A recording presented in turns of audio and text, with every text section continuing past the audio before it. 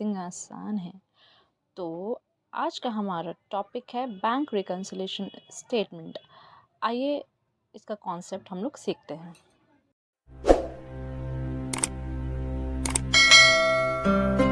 एक करके दूसरा चीज़ ठीक करते हैं। ठीक है, ये हमारा बिहेवियर के साथ भी है ना, आप लोग रिलेट कर पाएंगे। जब हम लोग का फ्रेंड सर्कल में लाइक किसी का नेचर हम लोग को अच्छा लगता है तो हम लोग भी चाहते हैं उसके तरह हम लोग थोड़ा सा बन जाए, है ना, रिकंसाइल कर ले, अपने आप को परिवर्तन कर ले। ठीक है, तो जनरली बैंक रिकंसिलेशन का मतलब होता है कि ये एक स्टेटमेंट है जो एक कोई सा भी एक दिन में प्रिपेयर होता है कैश बुक के बैलेंस और पासबुक के बैलेंस को मिलाने के लिए और देखने के लिए कि दोनों में किसी प्रकार का डिफरेंस तो नहीं, और अगर डिफरेंस है तो क्या रीज़न है, ये भी देखते हैं हम लोग। तो इसका डेफिनेशन ये है, bank reconciliation is a statement prepared on a particular day to reconcile the bank balance as per cash book with the balance as per bank passbook or bank statement showing entries causing difference between the two balances. Okay, I hope definition is clear. अब passbook क्या होता है? Passbook का मतलब पता ही होगा सबको, है ना, but still I will explain. Passbook वो होता है जब हम लोग बैंक में अपना अकाउंट ओपन करवाते हैं तो as a mark of respect या फिर as a mark of trust एक बुक दिया जाता है हम लोग को जिसमें सारे ट्रांजैक्शंस रिकॉर्ड होते हैं जितने भी आप बैंक के थ्रू कर रहे हैं। ठीक है, उसी को हम लोग पासबुक बोलते हैं। तो बैंक पासबुक और bank statement is a copy of account of the account holder in the books of bank, right. Okay, ये मैं एक्सप्लेन करने के पहले मैं मॉडर्न रूल एक्सप्लेन करना चाहूँगी। अब आप लोग बोलोगे यार मॉडर्न रूल तो आता है हम लोग को, आई नो आता होगा, बट एक बार रिवाइज करते, इम्पोर्टेंट है। ठीक है, तो यहाँ देखते हैं, ध्यान से इसको एकदम ध्यान से सुनना पड़ेगा। Yes, don't lose your patience, be with the video. Asset account, asset का नेचर क्या होता है? डेबिट होता है। तो इंक्रीज होता है तो हम लोग क्या करते हैं, इसको डेबिट, और जब डिक्रीज होता है तो करते हैं क्रेडिट। लाइबिलिटी का नेचर होता है क्रेडिट का, इंक्रीज होने से हम लोग क्रेडिट करेंगे और डिक्रीज होने से डेबिट। ठीक है, कैपिटल का भी नेचर होता है हमारा क्रेडिट, रेवेन्यू का भी नेचर होता है क्रेडिट, इंक्रीज होने से हम लोग क्रेडिट करेंगे, डिक्रीज होने से हम लोग डेबिट। एक्सपेंस अकाउंट का नेचर होता है डेबिट, इंक्रीज होने से डेबिट एंड डिक्रीज होने से क्रेडिट। तो यहाँ पे देखिए ये क्या है, फेवरेबल।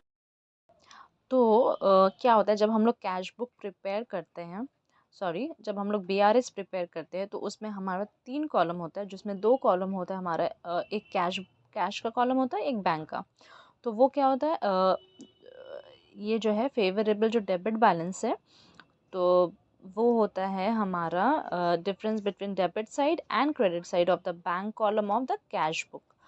बैंक कॉलम जो होता है कैश बुक का, उसका डिफरेंस होता है। और डेबिट, जैसे एसेट का नेचर होता है डेबिट, तो डेबिट साइड बड़ा होगा उसमें, तो वो हमारा फेवरेबल बैलेंस होगा। ठीक है, और आप देखेंगे जब भी जब भी कोई अमाउंट हम लोग बैंक में डिपॉजिट करते हैं तो उन लोग क्रेडिट करते हैं। क्यों?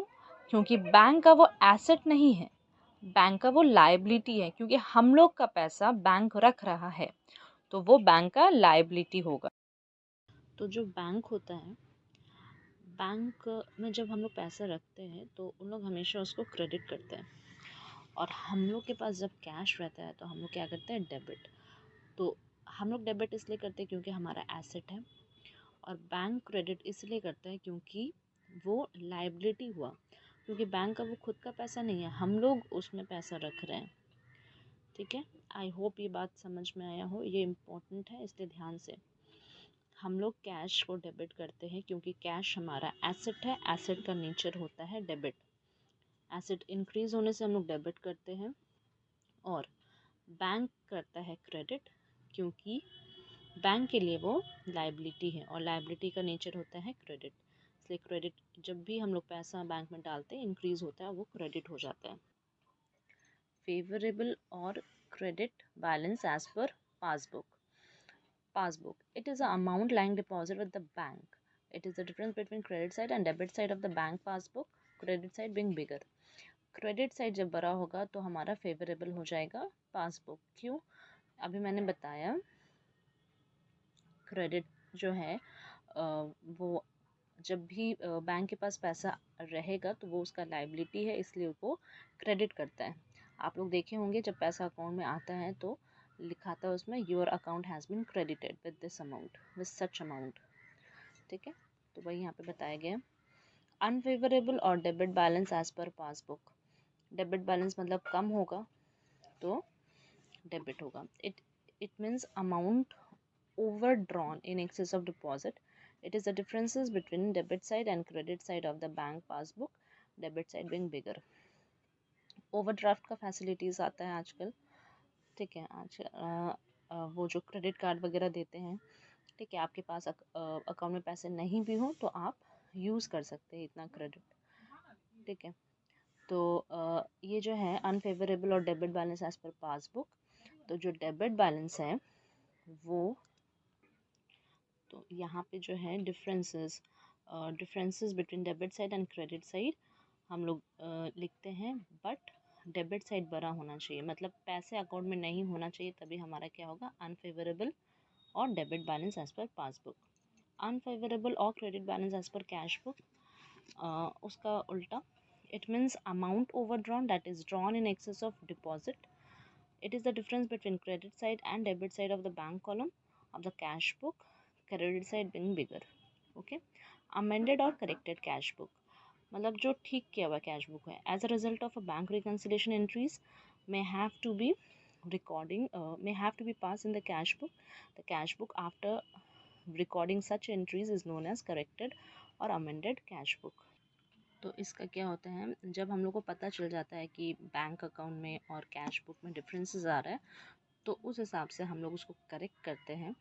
ठीक है, और जो एक तो कैश बुक बनाते हैं उसको बोला जाता है अमेंडेड और करेक्टेड कैश बुक. अब रीज़न क्या है डिफरेंसेस का? Reasons of difference between cash book and passbook. Difference due to timing. Timing का मतलब क्या होगा? यहाँ सपोज कहीं आपने चेक ड्रॉ किया है, ठीक है, तो आप तो उसी समय एक्सपेंस समझ के डेबिट कर देंगे. ठीक है, आपने डेबिट कर दिया, लेकिन क्या बैंक में उसी समय उन लोगों ने क्रेडिट किया आपका अमाउंट? नहीं. तो उन लोग कब क्रेडिट करेंगे ये पता नहीं, लेकिन हमने अपना बुक में जो है डेबिट कर दिया है उसको. ठीक है, तो ये डिफरेंसेस हो गए. Transactions recorded by the bank. अभी मैंने बताया वही एग्जाम्पल है. अभी सोचिए कि हम लोग को एक रेगुलर इंटरवल में बैंक से इंटरेस्ट मिलता है.